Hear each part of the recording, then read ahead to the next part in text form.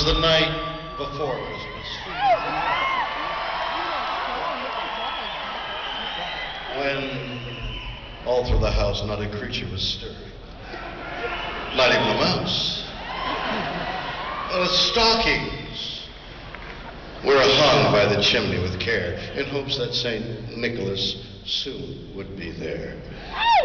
The children were nestled all snug in their beds, while visions of sugar plums danced in their heads. And Mama, in her kerchief, and I, in my cap, had just settled down for a long winter's nap, when out on the lawn there arose such a clatter, I sprang from my bed to see what was the matter. Away to the window I flew. Like a flash, tore open the shutters, threw open the sash.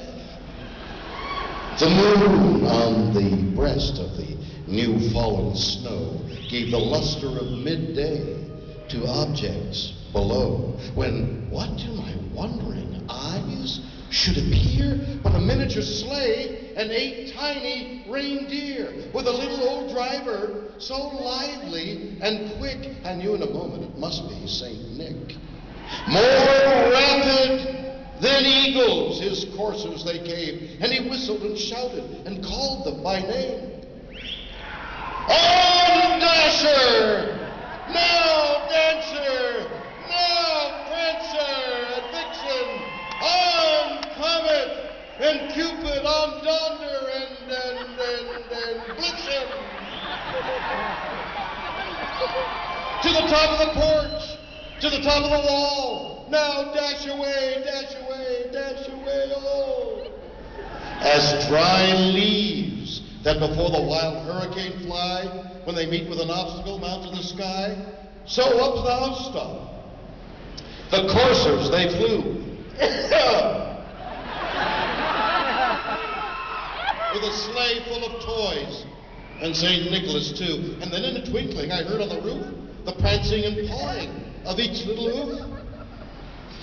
As I drew in my head and was turning around, down the chimney St. Nicholas came with a bound. He was dressed all in fur from his head to his foot, and his clothes were all tarnished with ashes and soot. A bundle of toys he had flung on his back, and he looked like a peddler just opening his pack. His eyes, how they twinkled, his dimples, how merry. His cheeks were like roses, his nose like a cherry. His droll little mouth was drawn up like a bow, and the beard on his chin was as white as the snow. The stump of a pipe he held tight in his teeth, and the smoke had encircled his head like a wreath. He had a broad face and a little round belly that shook when he laughed like a puff full of jelly. He was chubby and plump, a right jolly old elf, and I laughed when I saw him, in spite of myself.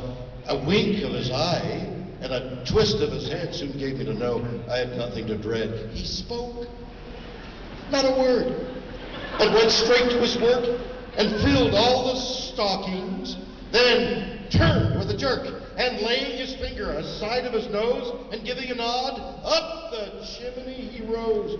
He sprang to his sleigh, to his team, gave a whistle, and away they all flew like the down of a thistle.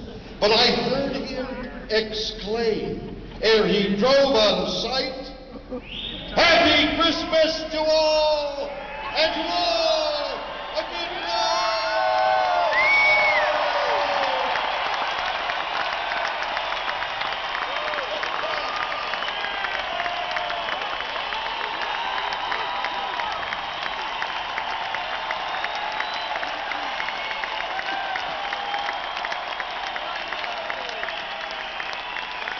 Well, I don't know about the placement of that story in a rock and roll concert. Perfect.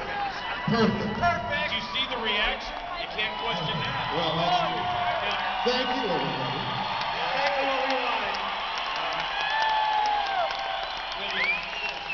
That's my name. Talk of the fact that you've given us so many wonderful years and continue to of great work, and we so appreciate that. Thank you. One of the things that has endeared my partner and I to you is your charitable heart.